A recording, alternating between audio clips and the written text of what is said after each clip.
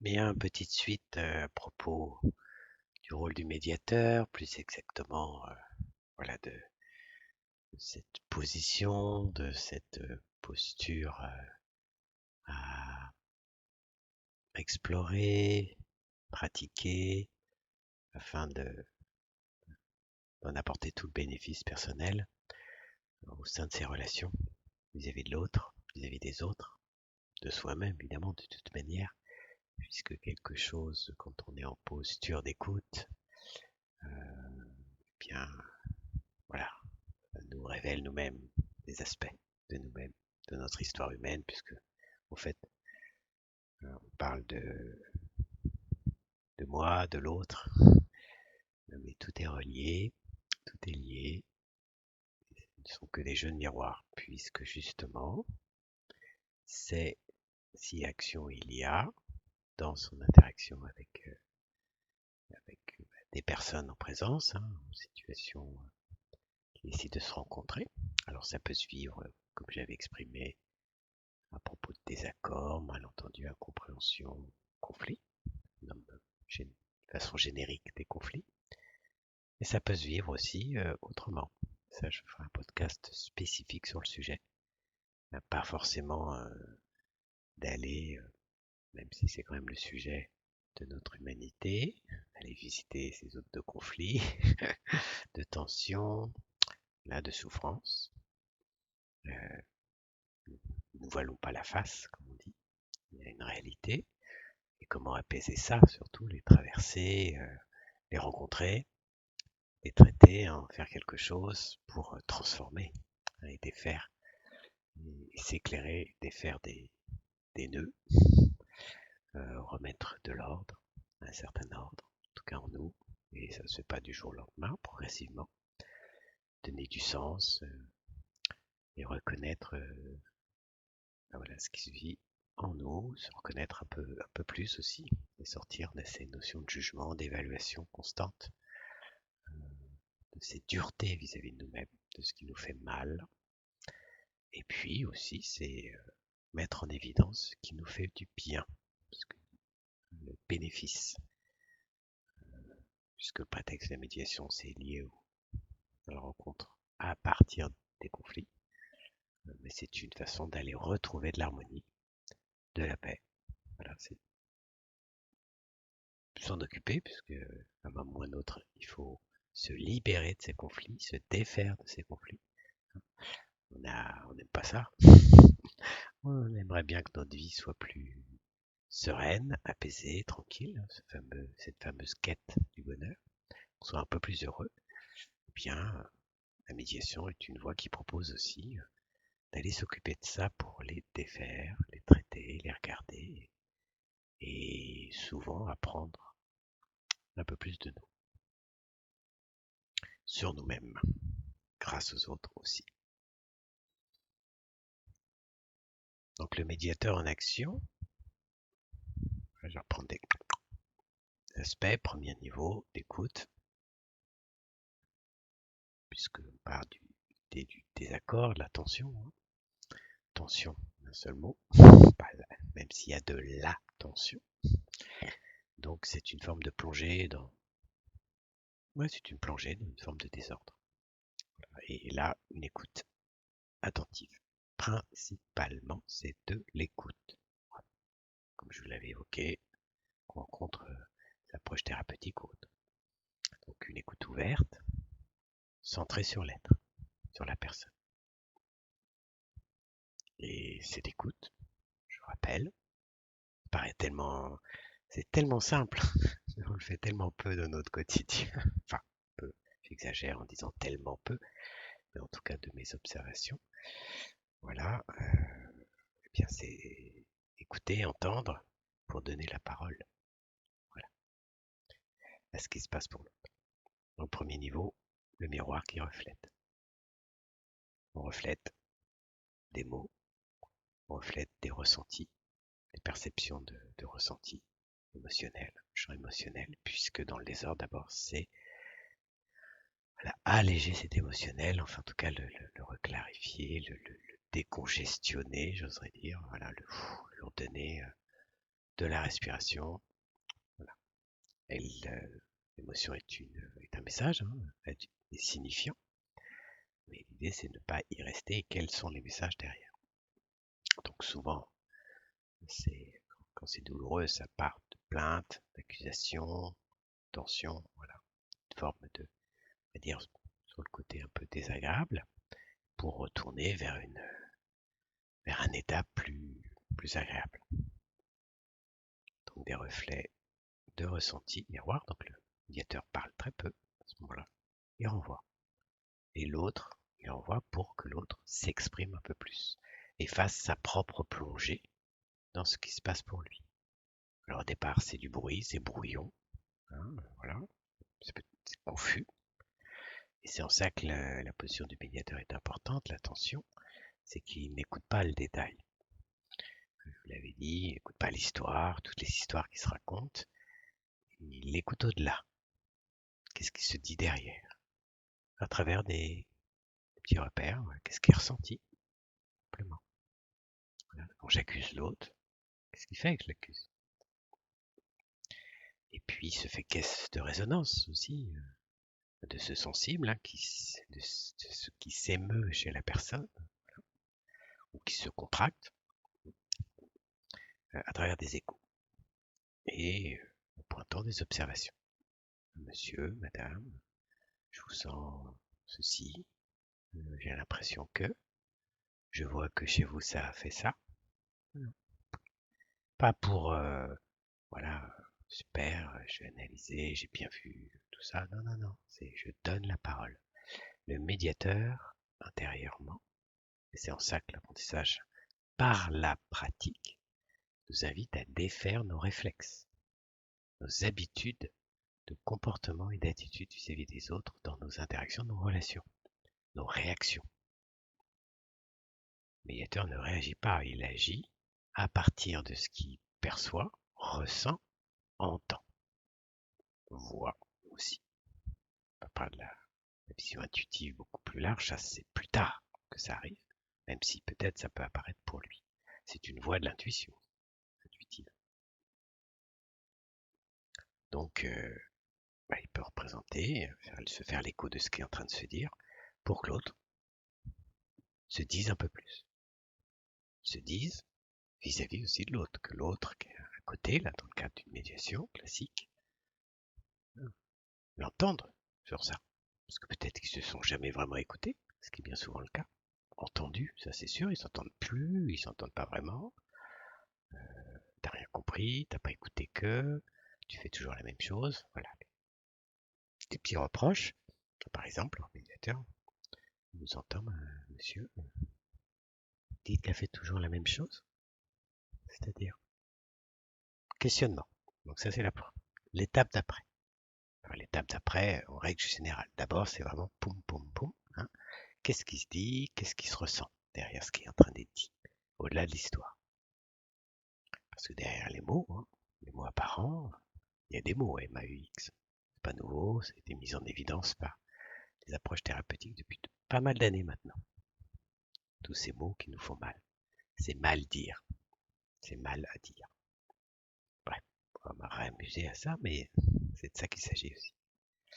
Et puis, donc, des questionnements pour inviter à en dire plus. Préciser, clarifier. Qu'est-ce qu'il y a derrière? Quel est le signifiant pour la personne vis-à-vis d'elle? C'est pas le grand signifiant, une. Et puis on peut, pour faire produire, le médiateur peut faire produire un autre écho. Alors là, c'est que dans le cadre qu'on est, il y a deux personnes en présence.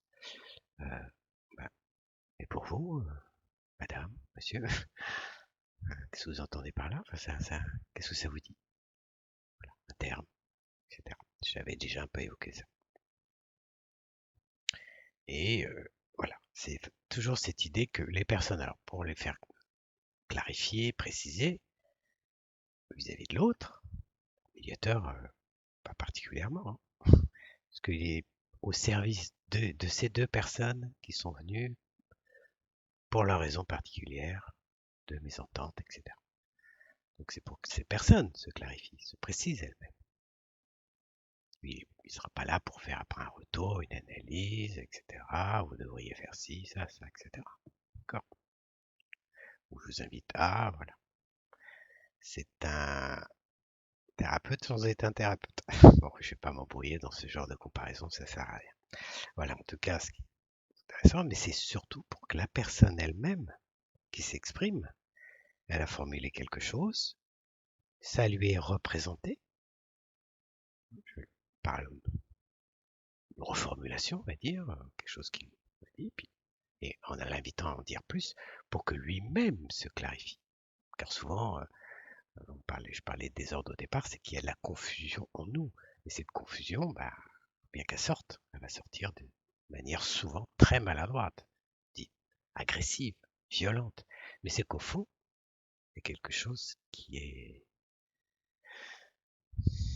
pas à sa place, qui est un peu tordu, un peu mal en point, voilà, tendu, etc. Vous mettez les termes que vous voulez, hein. Il y a plein de formules qui sont aussi signifiantes. Donc voilà, c'est que lui-même, voilà, il voit plus clair, se précise, se fasse quelque part s'entendre à un moment lui-même. Parce qu'en produisant un écho, c'est pour inviter à l'autre qui s'entende. Qu'est-ce que vous dites là? Vous entendez ce que vous dites quelque part? On ne le dit pas comme ça, mais c'est ce qui est posé. Voilà. Et puis, ça peut être, parce que c'est un cheminement, ce temps, hein. Voilà. Alors ça peut être aussi avec une autre personne, hein, juste en direct, hein. Voilà, il y a un cheminement. On avance ensemble, on dialogue. Il y a c'est une forme de dialogue. C'est pas qu'un monologue. Et puisque le médiateur, c'est pour éviter les enfermements, que les personnes s'enferment dans leurs histoires, dans leurs scénarios, dans leurs schémas, voilà, vous mettez le terme que vous voulez, hein, puisque ça nous concerne tous plus ou moins. Quand on se sent enfermé, on tourne en boucle, etc. C'est sortir des boucles. C'est ouvrir, défaire les boucles. On tire des fils, le médiateur tire des fils à travers une expression, quelque chose qui est dit, et pour voilà, aller voir au-delà. Qu'est-ce qu'il y a? Quels sont les autres aspects qui sont sur le long de ce fil? Des nœuds, peut-être, et peut-être possiblement toucher une source, un nœud fondamental, qui fera peut-être écho à l'histoire de la personne. D'ailleurs, c'est souvent ce qui se passe. C'est pas parfois, alors évidemment, c'est là où c'est le plus souvent complexe, quoique encore, je vais le dire comme ça me vient comme ça, mais au niveau d'un couple, par exemple, ou d'une famille, puisqu'il y a des choses qui ont été vécues pendant longtemps, ils ont vécu ensemble, alors le vivre ensemble, voilà, ils ont habité, ils ont tous vécu une vie de famille, une vie de couple, vous savez bien qu'il y a des vieux dossiers qui peuvent ressortir, des choses qui se sont accumulées. Et le médiateur, l'idée, c'est de faire aussi sortir un peu d'accumulation. Alors, pas tout l'accumuler, mais quoique après, ça dépend ce qui va émerger. Ça, il n'y a aucun contrôle. On est en pleine aventure, découverte. Hein, c'est de l'exploration, pure et simple. Là, à l'instant. Et ce qui va y jaillir, il va jaillir. Et le médiateur, il refuse rien, il attrape, il montre, il fait des échos, des résonances. Voilà. Et puis les autres s'en saisissent, reformulent, redisent, disent non, pas du tout, puis hop, pas du tout, puis ils vont commencer à qu'est-ce que eux, ça veut dire pour eux, qu'est-ce qu'ils avaient envie de dire là-dessus, qu'est-ce qui se passe pour eux. Voilà. Les mots du médiateur sont pas importants, ce sont des déclencheurs, des stimulateurs, des pointeurs, c'est tout. Ils se retirent. Et c'est en ça que l'apprentissage de cette pratique, en tant que médiateur, quand on s'apprend dans cette posture, cette position de recul, de distance, on ne prend pas pour soi, même si ça vient faire résonance à notre propre histoire, mais si on le repère, petit retrait extérieur, enfin voilà, on se fait un petit retrait intérieur, pas extérieur mais intérieur, ok, là, à travers ce qui était dit, j'ai été touché, une respiration discrète, voilà, de toute façon les personnes échangent, puis même si elles les voient, voilà, ça peut durer que quelques secondes, hein. Mais en tout cas, hop, je reviens vers les personnes. J'ai vu que chez moi, ça a touché quelque chose. D'accord. Là, je m'en occupe quelques secondes et je reporte mon attention. Voilà. C'est en ça que dans les approches que moi j'avais connues, que j'ai pratiquées, on était 2, 3, 4 médiateurs, en tout cas dans l'apprentissage, dans la formation. Mais on peut, au bout d'un moment, on peut le vivre aussi en solo. Donc voilà, donc il y a quelque chose qui, de par cette posture de recul, de tiers, extrait de, qui n'est pas dans l'histoire, qui n'est pas concerné, ça invite à développer, déployer sa propre conscience, sans se sentir concerné. Et c'est en ça que c'est intéressant aussi. Ça nous fait toucher des zones de nous-mêmes, voilà, témoins, d'observateurs, et qui nous permet de voir aussi ce qui peut se jouer chez nous, dans des choses plus ou moins je vais pas y arriver, similaires, ça y est, ou un peu différentes. De toute façon, chaque histoire est différente, même si on peut y retrouver des points communs. Donc voilà, là on est un peu dans l'aspect ce qu'on nous on appelle la crisis, hein, voilà, on dégonfle, ça déblaye, ça enlève un peu du sac à dos, ça s'allège. Et puis progressivement, le médiateur va quand même inviter, faire sortir pour éviter de tomber dans une sorte de cycle infernal, d'accusation, de reproche ou de plainte, ou de, voilà, dans ces rôles victime bourreau, faire sortir de ça, va inviter, donner la parole donc sur des sujets qu'il a plus ou moins retenus, captés, voilà, des thématiques, le respect, donc qui sont souvent reliés à ou des besoins, hein, de calme, de repos en ce moment, j'ai besoin d'être écouté en ce moment, voilà, qu'on appelle, on va classifier besoin, valeur. Au-delà de ça, oui, c'est vers quoi je tends, qu'est-ce qui me plairait, l'aspect de besoin, envie, vers quoi je tends, qui me donnerait la possibilité de me sentir mieux, plus apaisé, et des valeurs. Ah, ça, les valeurs. Voilà. Donc le médiateur va à un moment aussi donner la parole là-dessus. Alors, dans le sens pas juste le mot pour le mot ou le concept pour le concept, mais qu'est-ce qu'il y a derrière pour la personne? Quel est le signifiant? Et en faisant tout ça, c'est aussi amener, déclencher, entre guillemets, stimuler, révéler, faire apparaître des signes de reconnaissance, de la reconnaissance. Car la plupart du temps, on sait bien, on a tous, plus ou moins, voilà, selon de son avancée personnelle, de vie, etc., il y a cette quête de la reconnaissance, quoi. Qu'on voit que j'existe, que je compte pour les personnes. Derrière, c'est l'amour, hein, évidemment, cette quête d'amour qu'on a tous. Euh, L'étape un peu avant, c'est le besoin de reconnaissance, d'être reconnu dans ce qui, voilà, de ce qui est vécu, à travers ce qui est ressenti, peut-être ce qui est dit, les idées qu'on porte, à travers les valeurs, etc. Donc les indicateurs, ils vont être là pour le médiateur, c'est-à-dire qu'est-ce qu'il va relever pour donner plus la parole à ça, le faire entendre, et que ça se dénoue à l'intérieur, quelque part, que ça se... Voilà, et possiblement, et souvent d'ailleurs, ça se dise autrement aussi, au fur et à mesure. Et que ça se, quelque part, que ça se délie un peu, dans le sens que on ne mélange plus tout. On ne mélange plus mon ressenti, la vie que j'ai sur ceci, mon opinion, et puis en même temps mes valeurs qui sont touchées, et puis que les autres, ils ne devraient pas, etc. On remet une forme d'ordre, on remet en évidence des aspects importants. Et c'est là que le médiateur dans le cheminement, en ce moment, alors là, ça demande souvent un peu de temps, parce qu'il y a deux personnes en présence, qui ont une histoire, des histoires, voilà, des événements, des situations, voilà.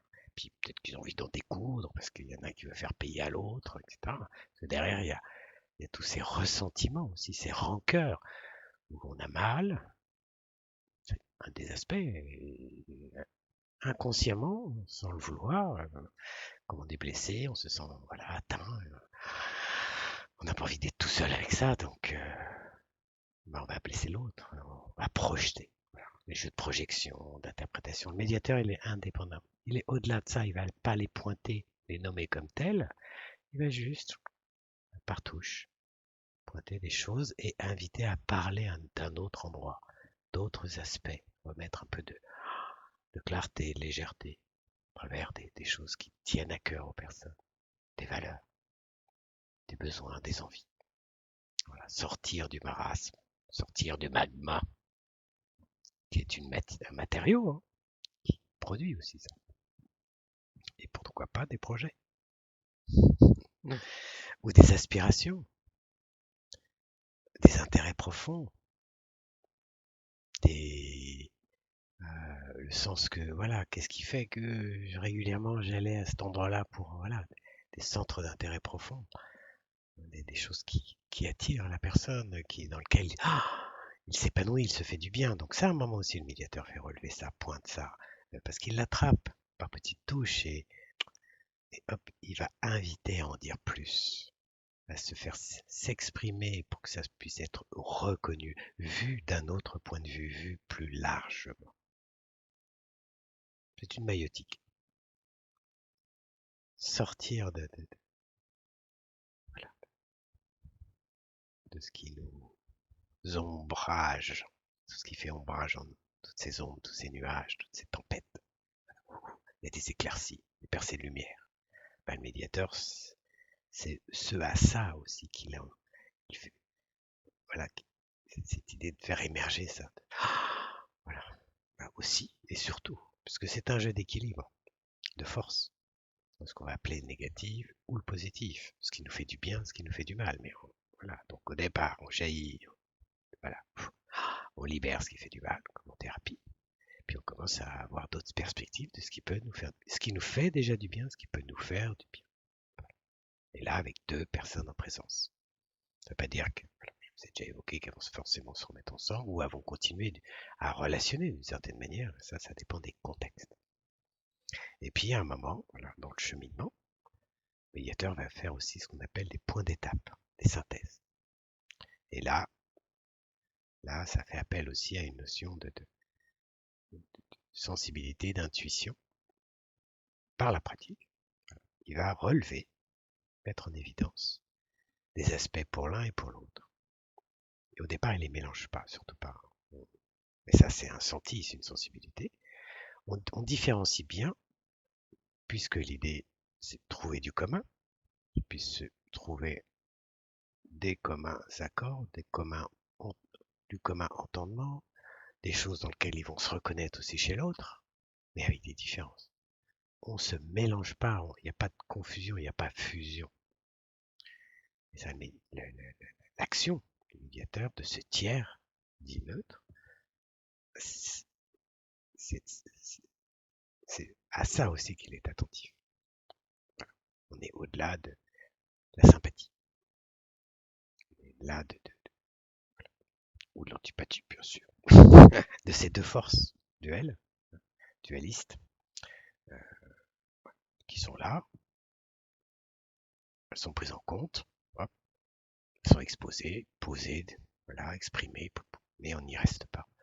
Et là aussi, le médiateur ne se fait pas prendre par tout ça pour entendre et percevoir que derrière, c'est d'autres choses fondamentales qui se disent. Et voilà, il va les remettre en évidence, les représenter pour que mais oui, en fait, oui, quand je me plaignais, en fait, c'était parce que c'est ça qui m'intéressait, parce que j'avais envie d'eux.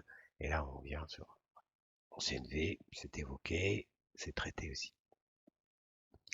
Donc, dans ces synthèses, il va prendre des éléments et il va faire des propositions. Et là, c'est son intuition, à partir du moment qu'il a assez poli et nettoyé son propre miroir, dans le sens qu'il a traité ses propres conflits. En tout cas, il les a rencontrés, voilà, il n'en a plus peur, tout ça. Il sait que derrière, il y a des sources de vie fabuleuses, des trésors de compréhension, des trésors d'entente, de, de visions différentes des choses, de points de vue, de perspectives, d'enrichissement et de rencontre de soi-même et de l'autre, de connaissance. Hein, c'est une école de la connaissance de l'être aussi, la reconnaissance de tout, voilà, ce qui a pu être enfoui, caché, enseveli sous des difficultés, des souffrances, des douleurs, des accumulations de tensions, de désaccords, de choses qui ne se sont pas traitées à l'instant. Et il peut, enfin, ça m'est arrivé, j'ai pu être témoin de ça aussi, et voilà, proposer, formuler des images.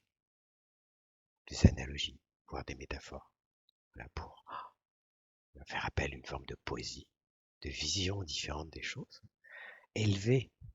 s'élever de ce magma, de ces nœuds, de toutes ces complications, prendre de la hauteur. Hein, j'ai même une image du labyrinthe.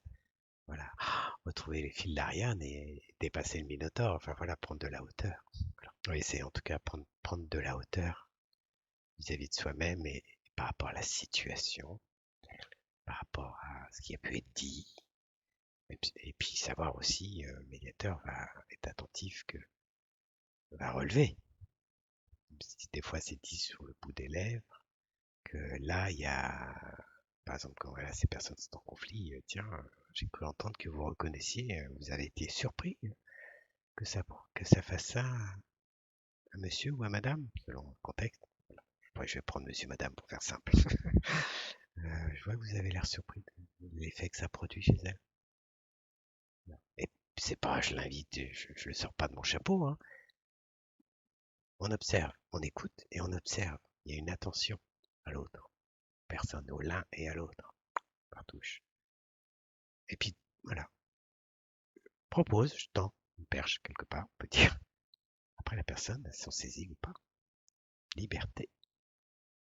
Le médiateur n'est pas là pour dire qui a tort, qui a raison, et surtout pas pour dire que lui, il sait bien, qu'il a bien compris, qu'il a bien analysé les choses.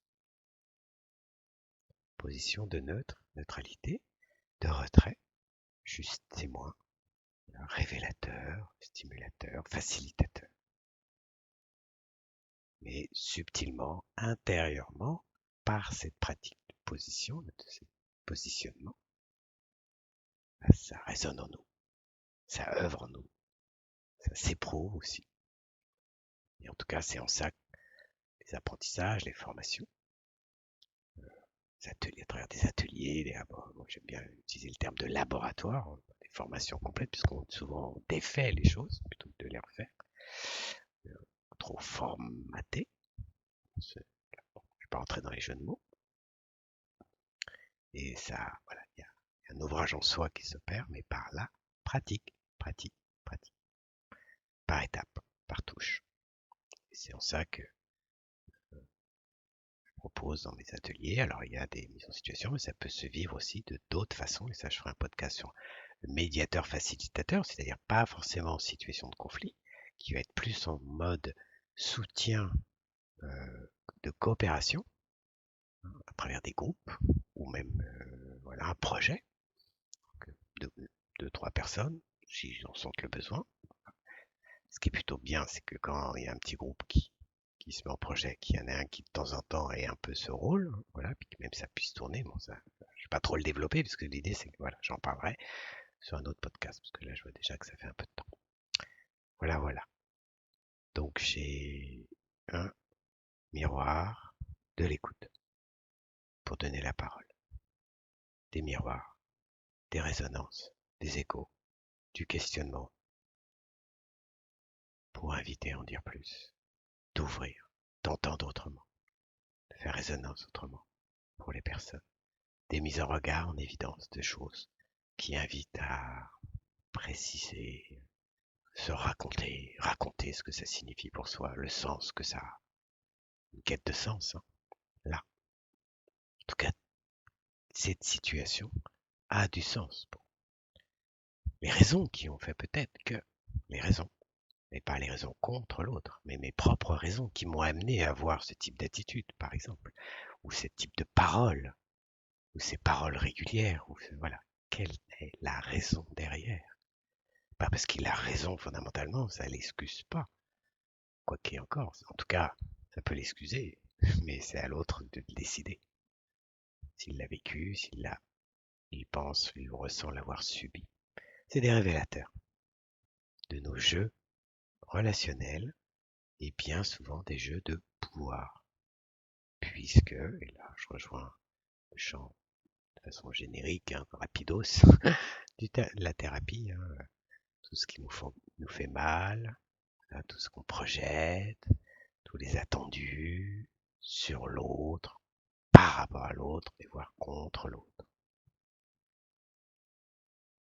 C'est aussi ça, qui apparaît, qui se dévoile pendant les médiations et par le médiateur facilite.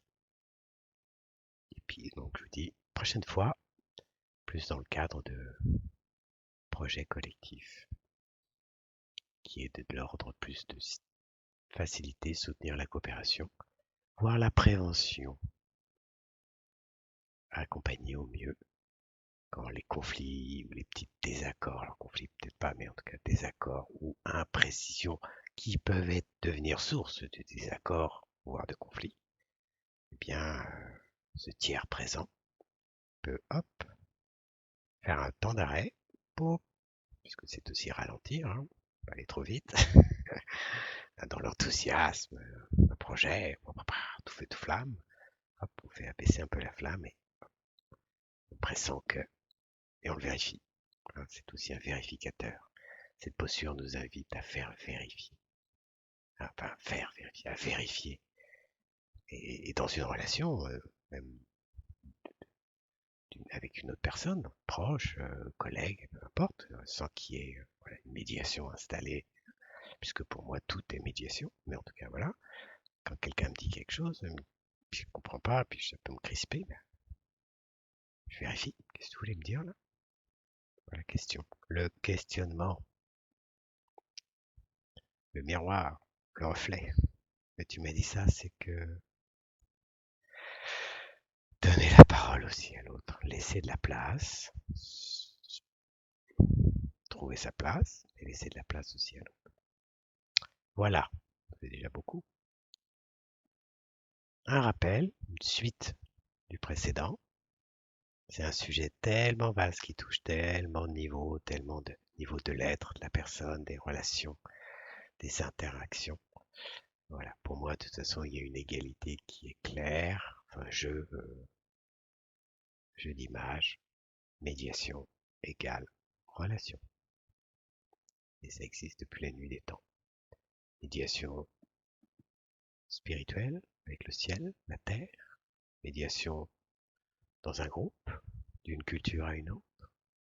Toutes les échelles. Le jeu de la dualité. Allégeons-nous, reprenons du souffle et explorons et s'en occuper dès que ça plus ou moins apparaît. C'est la meilleure manière de pas trop charger son sac à dos. Puisque déjà, nos histoires font que, nos contextes de vie ont fait qu'il y a de l'accumulé. Voilà, donc c'est aussi s'alléger les épaules, tout ce qui va avec. Merci de votre écoute. À la prochaine. Belle journée. Un petit pouce, un abonnement si le cœur vous en dit. À très bientôt.